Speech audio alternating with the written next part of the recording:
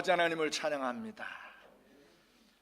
예수님께서 행하신 여러 표적과 이적 가운데 사람들에게 가장 많이 알려져 있는 표적이라면 물고기 2마리와 보리떡 5개로 5,000명이 넘는 무리들을 배부르게 먹이신 표적이라 할 수 있을 겁니다. 예수님의 부활에 관한 기록과 함께 사복음서에 모두 기록되어 있는 유일한 표적이기도 합니다. 아마 이 표적을 목격하고 경험한 자들이 워낙 많아서 다른 표적보다 유명세를 타는지도 모릅니다.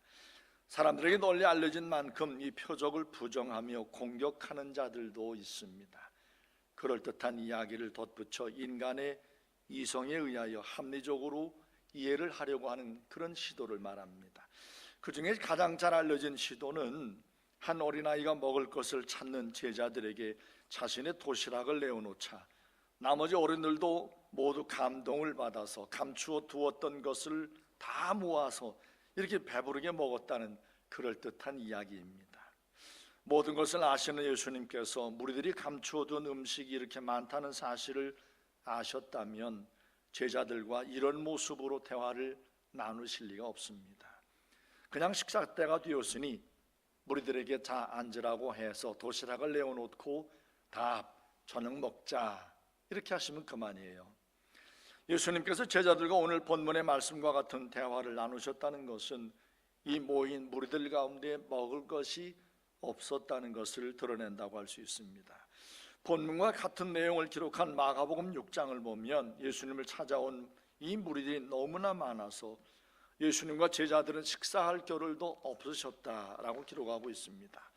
마가복음 6장 31절 이르시되 너희는 따로 한적한 곳에 가서 잠깐 쉬어라 하시니 이는 오고 가는 사람이 많아 음식 먹을 겨를도 없습니다. 이에 배를 타고 따로 한적한 곳에 갈새 그들이 가는 것을 본 많은 사람이 그들인 줄 안지라 모든 고을로부터 도보로 그곳에 달려와 그들보다 먼저 갔더라.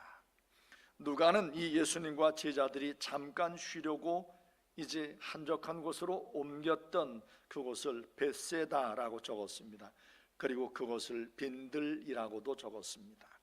오늘 본문을 입체적이고 정확하게 이해하기 위해 우리는 먼저 예수님 그리고 제자들과 무리들이 모여있는 곳이 한적한 곳이요 빈들이라는 사실을 염두에 두셔야 합니다.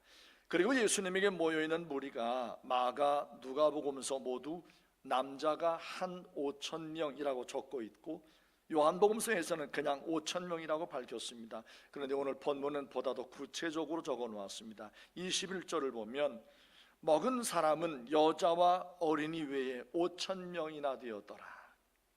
여자와 어린이 외에 5,000명이라는 말씀은 남자가 5,000명이었다는 말이 됩니다.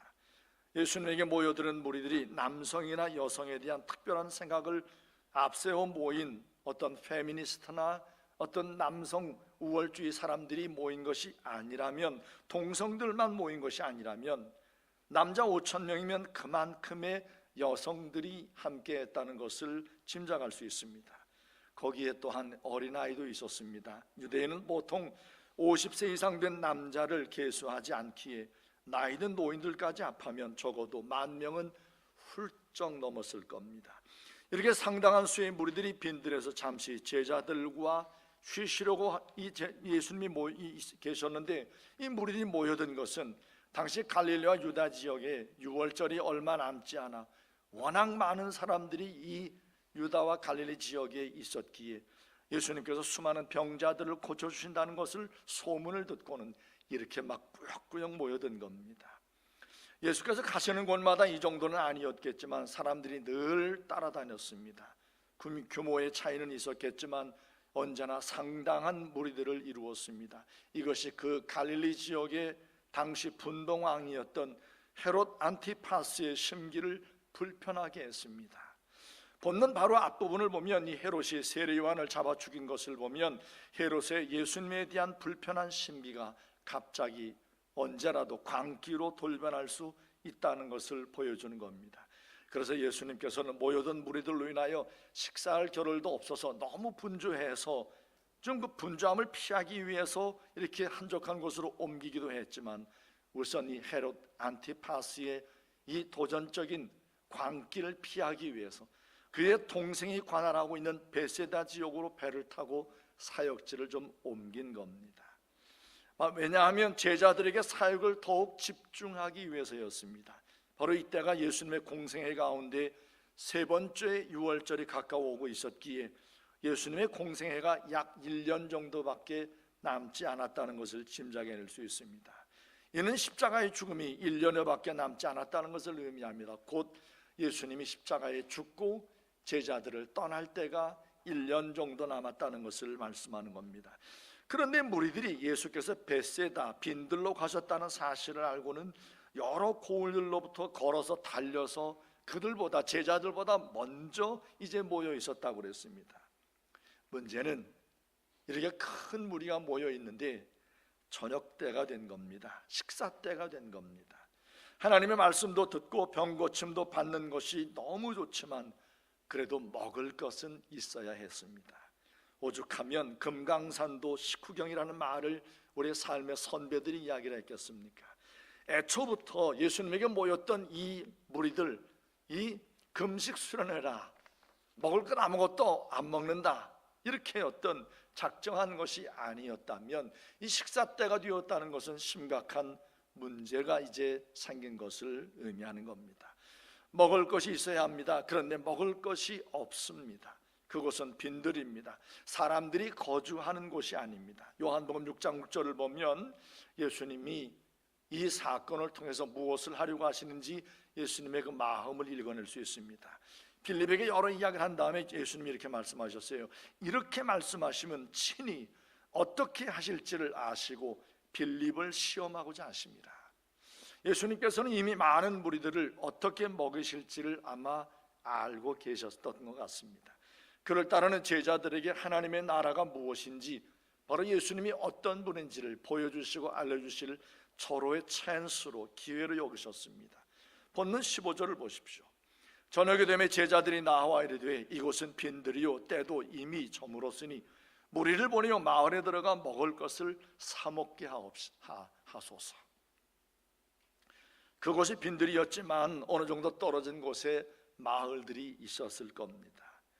제자들이 예수님께 말씀드린 것은 틀린 이야기는 아닙니다. 우리들도 식사 때가 되면 식당을 찾거나 편의점에 가서 식사 끼니를 때우지 않습니까? 문제는 무리가 너무 많다는 겁니다. 인근에 있는 마을에 엄청난 규모의 식당이 즐비하다거나 편의점이 수백 개 정도는 있는 마을이라면 문제는 없습니다. 남자 5,000명, 여자 5,000명, 어린아이 노인들 5,000명 정도, 약 15,000명이 거의 동시에 식사를 해야 하기 때문입니다. 100명이 들어가 식사할 수 있는 커다란 식당이 적어도 150개 정도는 되어야 합니다. 서울 도심 가운데서도 이런 정도의 규모의 식당가는 없습니다. 당시 벳세다에서 가까운 마을에 식당이라 부를 만한 음식점이나 상점이 얼마나 있었는지 모르지만 분명 이 많은 무리들의 한 끼 식사를 위해서는 턱없이 부족했을 겁니다. 그러므로 지금 제자들이 예수님께 이 상황에 대하여 말씀드리고 있는 이 말은, 뭔가 사 먹게 합시다는 이 말은 맞는 말이기도 하지만 사실은 틀린 말입니다. 이 많은 무리들이 베세다 인근에 있는 작은 마을에 가서 먹을 것을 사려 한다면 그 마을은 순식간에 초토화가 되어버리고 말 것이고, 먹을 것을 먼저 얻으려고 사람들 안에 다툼이 일어날 것이 뻔하기 때문입니다.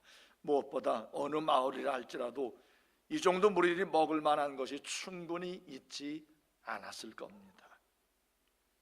빈들이요 저녁 때가 된 이 상황 앞에서 제자들이 예수님께 겨우 할 수 있는 말은 이 정도 말뿐이었습니다. 마을에 들어가서 이 무리들로 하여금 뭔가를 사 먹게 하십시다. 지금 배가 고픕니다. 저녁 때가 되었습니다. 이 정도예요.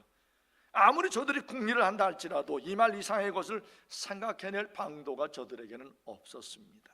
이것이 바로 인간의 한계입니다. 제자들의 이 말에서는 지금 자신들과 함께 계신 바로 예수님이 누구신가에 대한 믿음이 전혀 보이진 않습니다. 이 제자들은 이미 예수님을 2년여 동안 따르면서 예수님께서 행하신 여러 표적과 이적을 수없이 목격하고 경험한 자들입니다. 그 중에 제자들의 가슴에 충격적으로 남아있을 법한 이적 몇 가지만을 말씀드리려고 합니다. 마태복음 8장을 보면 한 이적에 대한, 예수님을 통한 이적이 기록되어 있습니다. 예수님이 가버나움에 계실 때였습니다. 한 백부장이 그의 친한 유대인 장로들을 예수님에게 보냈습니다. 예수님, 제 집에 많은 종이 있는데 제가 아들처럼 사랑하고 아끼는 종이 병이 들었습니다. 오셔서 좀 고쳐주십시오. 예수님이 말씀을 유대인 장로들을 통하여 듣고는 그래, 내가 가서 그를 고쳐주마라고 하시면서 그 백부장의 집으로 가고 계셨습니다. 이 말씀을 지금 듣고는 예수님께서 백부장의 집이 그리 멀지 않았기에 이제 조금 있으면 금방 갈 터인데, 또 다른 백부장이 또 다른 친구들을, 유대인 친구들을 또 보낸 겁니다. 그러면서 이렇게 말하는 거예요. 주여, 내 집에 들어오심을 나는 감당하지 못하겠습니다. 다만 말씀으로만 하옵소서. 그러면 내 하인이 낫게 싸움나이다. 굉장하죠. 나도 남의 수하에 있는 사람이요, 내 아래에도 군사가 있으니 이더러 가라 하면 가고 저더러 오라 하면 오고 내 종도로 이것을 하라 하면 합니다. 예수님, 말씀으로만 하면 내 종 녀석이 낫겠습니다. 예수님께서 이 백부장의 친구들이 전하는 말을 들으시고 놀랍게 여겨 이렇게 말씀하셨어요. 내가 진실로 너희에게 이르노니 이스라엘 중 아무에게서도 이만한 믿음을 보지 못하였다. 그 백부장의 믿음을 칭찬한 거죠. 그런 몇 마디 말씀을 통하신 후에 그 유대인 친구들, 백부장이 보낸 유대인 친구들에게 가라, 내 믿음대로 될지어다, 이렇게 말씀하신 게 이건 뭘 말하는 거예요? 그건 낫다는 거죠. 가라는 얘기는. 그래서 이 백부장이 보낸 친구들이 다시 백부장의 집으로 와서 보니까 그 병들어서 거의 죽게 된 그 친구가 멀쩡한 거예요. 온전해진 거예요. 그래서 언제 이렇게 온전해졌습니까? 라고 때를 확인해 보니까 예수님이 그 유대인들에게 가라 라고 말씀하신, 내 믿음대로 될지어다라고 하신 바로 그때에 이 종이 거의 죽었다가 다시 온전하게 이렇게 살아난 것을 이제 보고서는 깜짝 놀라는 거죠. 제자들이 바로 이것을 옆에서 경험하고 지켜본 겁니다. 아, 예수님은 말씀만 하시면 죽어가던 자도 살리시는 분이구나. 제자들은 이 모든 것을 곁에 지켜보았습니다. 이뿐만 아니었습니다. 잠시 후에 제자들은 예수님을 모시고 갈릴리 바다를 배를 타고 건너다가 풍랑을 만났습니다. 거의 죽을 지경이 되었는데 예수께서 일어나셔서 바람과 풍랑을 말씀으로 잠잠케 하신 일도 목격했습니다. 그리고 나인이라고 하는 성으로 들어가실 때 과부의 외동아들 청년의 죽음의 장례식을 예수님이 막아서시고 그 관 속에 있는 사람들이 떼어 이게 관 속에 넣어서 메어가고 있는 그 청년을 향하여 청년아, 내가 네게 말하노니 일어나라 했더니 그 죽어서 장례의 중앙에 있던 그 시체가 벌떡 일어난 거예요. 살아난 거예요. 예수님의 제자들이 그걸 봤단 말이에요. 목격했단 말이에요.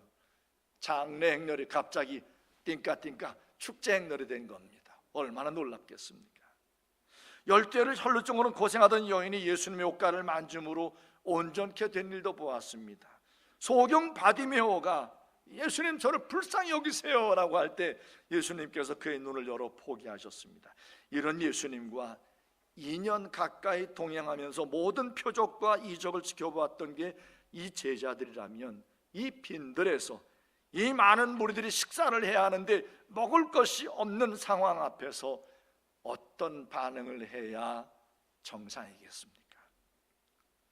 여러분 같으면 어떻게 하실 것 같습니까? 여러분이 2년 동안 예수님의 여러 이런 표적과 이적을 목격하고 경험한 분들이라면 이 상황 앞에서 여러분 같으면 어떻게 말씀을 하시겠습니까? 제자들은 이 상황 앞에서 이전에 보고 경험했던 예수님이 어떤 분이신가를 저들이 믿음으로 녹여내지 못했습니다. 상식적인 수준의 말을 들어놓고 있을 뿐입니다. 이것은 빈들이요 떼도로 이미 저물었으니 무리를 보내어 마을에 들어가서 먹을 것을 사 먹게 하십시다. 이건 누구라도 그 정도는 말할 수 있어요. 넌 크리스찬이라 할지라도. 어느 제자도 다른 말을 하지 못했습니다. 이구동성으로 똑같은 생각을 했던 것 같습니다. 제자들의 말을 들으신 예수님께서 제자들에게 이렇게 말씀하시는 거예요. 16절을 보십시오. 예수께서 이르시되 갈 것 없다. 너희가 먹을 것을 주라. 제자들은 이 예수님 말씀을 아니 내가 잘못 들었나 라고 생각됐을 겁니다. 그들 가운데 어떤 제자들은 자신들의 비어있는 주머니를 만지작거리면서 아니 이게 무슨 말씀이지? 너희가 먹을 것을 주라니 아니 우리가 먹을 게 어디 있다고? 의아한 표정을 짓고 아마 저들은 당황을 했을지도 모릅니다. 제자 가운데 한 명인 빌립이 예수님께 말하는 거예요. 빌립은 아마 계산이 굉장히 빠른 제자였던 것 같습니다. 이 사람들이 한 끼를 때우려면 200데나리온의 값을 갖고 떡을 산다 할지라도 모자랄 것 같습니다. 그러자 다른 제자들도 곁에서 암요 그렇습니다 아마 이렇게 동의를 했던 것 같아요. 어떤 제자는 우리가 한번 마을에 들어가 볼까요? 마을에 들어가서 먹을 것을 사올까요? 라고 말하기도 했을 겁니다. 그러나 지금 제자들은 사실 정신없는 말을 하고 있는 겁니다. 간단하게 한번 계산해 보십시오. 어느 어린아이에게 보리떡 5개가 있었다는 것은 보리떡 5개가 어린아이에게는 한 끼 식사 양 정도가 되었다는 것을 우리가 짐작할 수 있습니다. 만일 어른이라면 10개는 필요했을 겁니다. 유대인의 식사인 보리떡이 그리 크지 않았었나 봅니다. 그렇다면 어른들이 먹을 보리떡 10만 개, 어린이들과 노인들이 먹을 보리떡이 5만 개가 있어야 되는 거예요. 설사 이 정도의 양이 어느 마을 어느 가게에 있었다 할지라도 제자 12명이 운반할 수 있는 그 정도 양이 아닌 겁니다. 쉽게 말씀드리면 어른용 도시락 10,000개, 어린이 노인용 도시락 5,000개를 말하는 거예요. 가을이 되면 추수감사절 때가 되면 우리 학교에 수고하는 분들에게 우리 교회에서 교직원 신회에서 이 떡을 만들어 가지고 떡을 이렇게 준비해서 나누거든요. 한 90개 정도의 이 떡을 이렇게 도시락에다 싸가지고 나누는데 이 교육자들이 그 90개의 이 떡을 담은 도시락 나누는데 죽을 맛이에요. 얼마나 무거운지 차 3대로 한 3시간 정도 나눠야 돼요.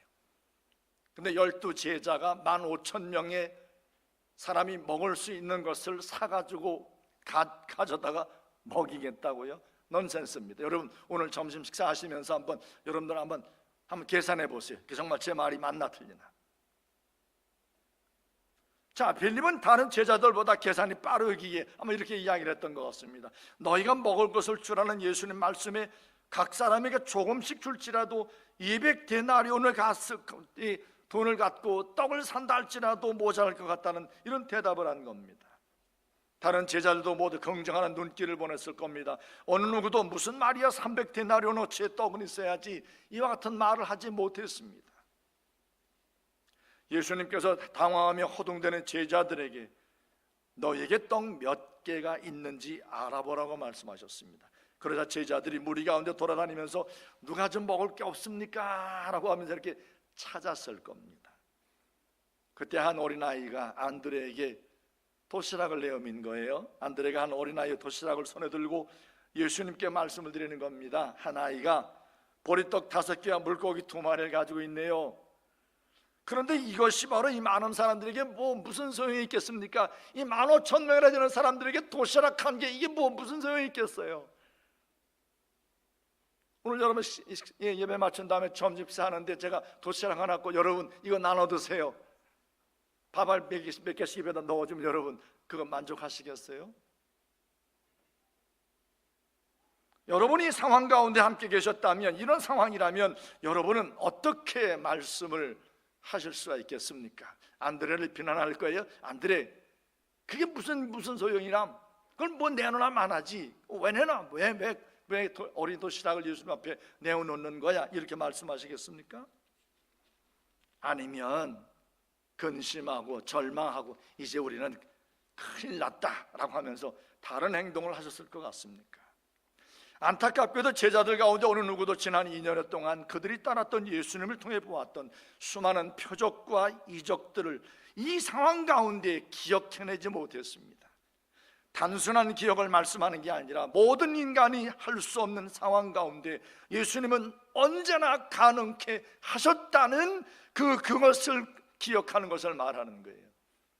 바람과 풍랑 이제는 죽었구나. 그런데 예수님 일어나셔서 잠잠하라, 고요하라 했더니 바람과 풍랑이 잠잠해졌던 그 상황, 그때의 그것을 기억해내지 못했다는 것을 말하는 거예요. 한 어린아이가 가지고 있었던 물고기 2마리와 보리떡 5개를 받아 드신 예수님께서 무리들을 50명, 100명 정도씩 이렇게 그룹으로 무리지어 앉게 하셨습니다. 왜 그리 하셨을까요? 50명, 100명이 함께 이렇게 식사를 나누면서 서로 교제하라고 50명, 100명씩 이렇게 앉게 하셨을까요? 아니었습니다. 제자들에게 조금 전에 일러주신 말씀, 너희가 먹을 것을 주라는 말씀을 제자들로 하여금 경험케 하려고 그리 하셨던 겁니다. 자, 보세요. 이 오병이어를 말씀드릴 때마다 저는 학부 시절에 공학을 공부했기 때문에 이런 말씀들을 보면 궁금해요. 그래서 막 계산을 막 해봐요. 예수님께서 약 1만 5천 명에 가까운 무리를 떡을 배부르게 먹게 하시고, 배부르게 먹고 12광줄이 떡을 남았어요. 본문 19절에 있는 하늘을 우러러 축사하시고 떡을 떼어 제자들에게 주시매 제자들이 무리에게 주니, 아니 이 말씀이 어떤 모습일까라는 어떤 이런 궁금함이 생기는 거예요. 한 개의 떡을 2개로 만들려면 적어도 1초는 걸립니다. 똑딱. 그럼 여기도 온전한 놈, 뗀 놈도 온전한 놈, 똑딱. 신기하죠. 제자들 눈을 동그랗게 뜨고 예수님의 손을 이렇게 보자. 똑딱. 이게 1초에 똑딱 똑딱 2초, 3초, 빵 3개, 빵 4개, 빵 5개 이렇게 되는 거거든요. 그럼 여러분 15,000명이 한 사람당 10개를 먹는다면 15만 개의 보리떡이 필요한 겁니다. 15만 개를 예수님이 이렇게 하면 15만 초가 필요한 거예요. 1시간이 3,600초입니다. 계산해 보면 42시간 걸려요. 예수님이 42시간 동안 똑딱똑딱. 그래서 예수님이 제자를 계속 이렇게, 그게 중요한 게 아니에요. 예수님이 만일 이렇게 떡을 떼어 주었다면 앞자리에 있는 무리들이 떡을 이렇게 맛있게 먹고 있을 때 저 뒷자리에 있는 무리들은 배를 쫄쫄 굶어가면서 42시간을 기다려야 돼요. 이런 상황이면 뒤에 있는 배고픈 무리들이 가만히 앉아 기다릴 리가 없습니다. 서로 앞자리를 이제 차지하려고 치고 들어와서 빨리 굶주린 배를 채우려고 밀치고 난리가 날 겁니다. 이 먹는 거는 사실 굉장히 중요한 문제거든요. 이게 쉬운 문제가 아니거든요. 아니면 저쪽 무리 가운데 있는 어떤 사람들은 우리에게 보리떡이 아니면 죽음을 달라 데모했을 거예요. 보리떡 달라고. 그래서 아무리 생각해도 이건 아닌 것 같아요. 그렇다면 다른 모습이 있을 수 있겠죠. 예수님께서 엄청난 속도로 보리떡을 떼는 겁니다. 1초에 100개 정도. 여러분, 예수님의 손에 100번 움직이는 거 이거 볼 수 있는 사람은 없어요. 카메라 찍어도 안 나와요. 그냥 예수님 정지 상태지. 이렇게 나오죠. 이렇게 나오는데 빵은 계속 날아가는 겁니다. 베드로 바구니 탁, 안드레, 야고보, 그걸 막 베드로 막 바구니 받아가지고 막 달리고 막 베드로 안드레 달리고 막 이렇게 1초에 100개씩 되면 약 25분 안에 다 끝나요. 놀라운 표적이죠. 정말 정말 표적 맞아? 바람과 풍랑을 잠잠케 하시는 표적을 또 이렇게 하시는구나. 예수님의 손은 막 그냥 보리떡이 막 푹 나와. 그런데 여러분, 예수님이 조금 전에 뭐라고 말씀하셨으면 제자들에게 너희가 먹을 것을 주라. 여러분에게 웃음을 잠깐 드리려고 이런 말씀을 드린 건 아닙니다. 예수님이 과연 이렇게 하셨겠냐는 거죠. 가장 가능성이 있는 것은 조금 전에 예수님께 제자들에게 말씀하신 너희가 먹을 것을 주라는 예수님의 말씀을 제자들이 경험케 하셨을 것이라는 겁니다. 50명, 100명씩 이렇게 모여 앉게 하셨잖아요. 제자들이 예수님께서 떼어주신 보리떡을 가지고 무리들이 모여있는 곳에서 예수님과 똑같이 보리떡을 떼어준 겁니다. 예수님의 제자들이 얼마나 놀랐겠어요.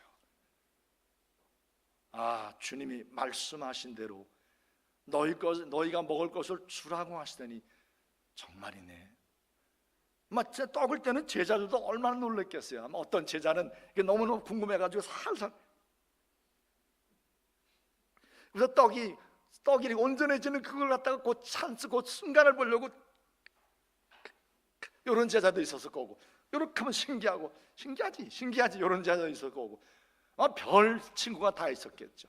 여하튼 중요한 거는 제자들의 손에서, 예수님이 하셨던 그 표적과 이적이 제자들의 손에서 주님의 이름으로 그 역사가 나타났다는 거죠. 무리들이 열광을 했습니다.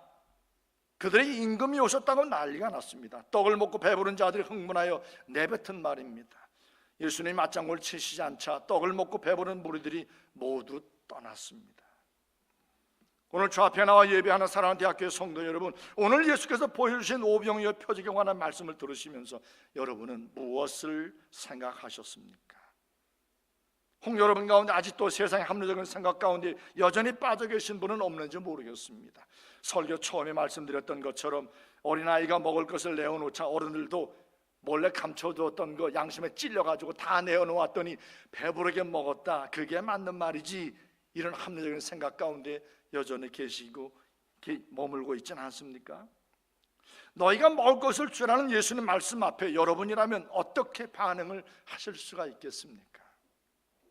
제자들이 너희가 먹을 것을 주라는 예수님의 말씀 앞에 제자들이 믿음을 가졌다면, 정상적인 건강한 믿음을 가졌다면 어떤 반응을 보여야 마땅하겠습니까? 예수님, 우리가 어떻게 해요? 그런데 예수님은 이제까지 하셨잖아요. 주님의 바람과 풍랑도 잠잠케 하셨고요, 소경 바디벼의 눈도 뜨게 하셨고요, 백부장의 종 죽어가던 것도 말씀으로 살려내셨잖아요. 말씀으로 모든 걸 사셨던 주님께서 하셔야지 우리가 어떻게 해요? 이게 정상이잖아요. 근데 겨우 한다는 제자들이 하는 말은 이 무리들로 하여금 마을에 들어가서 뭔가 사 먹게 하십시다. 200데나리온 떡도 모자랄 거리 아마. 지금 그들 앞에 서 계신 예수님이 어떤 분인데, 2년 동안 어떤 분으로 저들이 보고 경험을 하고 체험을 했는데 믿음을 전혀 보이지 못한 채 사 먹게 합시다, 마을에 들어가서 200데나리온의 떡? 말도 안 되는 거죠. 사랑하는 성도 여러분, 우리의 삶 가운데 이와 비슷한 이렇게 힘들고 절망적인 상황이 얼마든지 찾아올 수 있습니다. 그때마다 우리는 허둥지둥대고 안절부절하지 못하고 금방 죽을 것 같고 망할 것 같고 궁리궁리하고 이 사람 저 사람 찾아다니면서 어떻게 하지? 그런데 우리에게 하나님을, 예수 그리스도를 하나님으로 살아계신 주님으로 믿는 우리에게 있어야 할 태도는 바로 무엇입니까? 하나님 아버지, 이스라엘 민족 200만 명을 광야에서 매일 아침마다 만나를 내리셔서 먹이셨고 40년 동안 저들을 살리셨던 살아계신 하나님을 제가 믿습니다. 물고기 2마리에 보리떡 5개로 이렇게 15,000명이 넘는 무리들을 배부르게 먹으셨던 그 주님께서 나의 주님이 되신 것을 제가 믿습니다. 주님이 하시옵소서. 예수님뿐입니다. Only Jesus, 예수 그리스도뿐입니다. 주님만이 문제를 풀으실 수 있습니다. 저는 할 수 없습니다. 이게 정상 아닌가요? 오늘 저 앞에 나와 예배하는 사랑하는 대학교의 성도 여러분, 우리의 삶에 장애가 없다면, 장애물이 없다면, 힘들고 어려운 문제가 없다면 얼마나 좋겠습니까? 소위 말해서 예수 믿고 복 받았더니 만사형통하더라. 우리의 삶이 만사형통하던가요? 우리의 삶에도 얼마든지 어려운 일을 만날 수 있고, 병들 수 있고, 넘어질 수 있고, 하던 일이 잘 안 될 수 있습니다.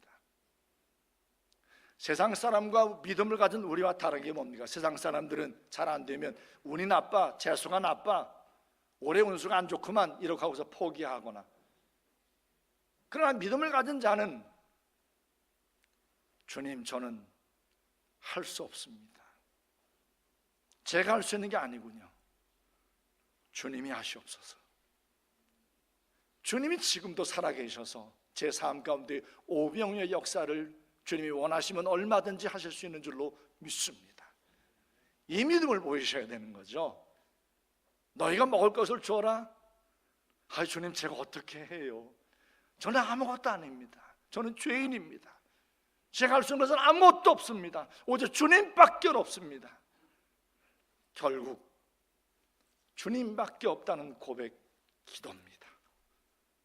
예수님의 이름으로 비는 거예요. 예수님, 저를 불쌍히 여겨주세요.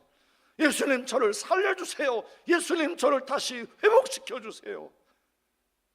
기도밖에 없는 거예요. 주님만이 저를 살리실 수 있습니다. 주님만이 저를 온전케 하실 수 있습니다. 주님 바라봐야 사는 겁니다. 이 믿음 갖고 여러분의 삶에 지금도 21세기 현대사회에서도 오병이어의 역사가 예수 그리스도로 말미암아 일어날 줄로 믿습니다. 여러분의 믿음을 통해서 말입니다. 이 믿음 갖고 사시기를 주의 이름으로 축원합니다. 기도하십시다.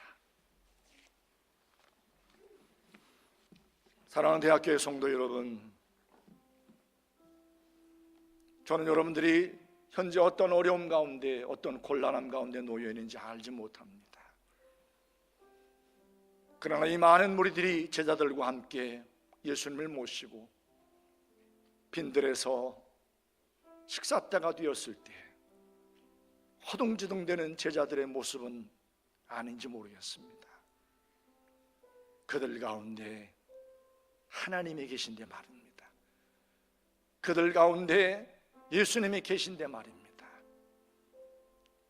여러분, 예수님이 지금 어디에 계십니까? 여러분의 삶 가운데 함께 계신 예수님 말입니다. 여러분, 우리가 교회에 나와 신앙생활을 한다는 건 우리와 늘 함께 하시고 동행하시는, 지금도 오병이어를 역사를, 표적을 얼마든지 하실 수 있으신 그 주님과 동행하는 삶을 말하는 겁니다. 사랑하는 대학교의 성도 여러분, 주님께 모든 문제를 내어 맡기시지 않겠습니까? 주님, 저는 할 수 없습니다. 너희가 먹을 것을 주어라. 아니 주님, 제가 가진 것이 아무것도 없는데, 제가 할 수 있는 것이 아무것도 없는데 주님, 저에게 먹을 것을 주라니요.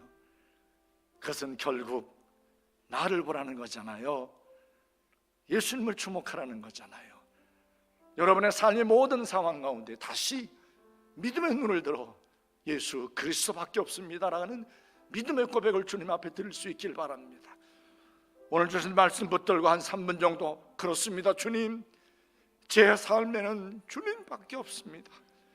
예수님만이 저의 삶의 유일한 희망입니다.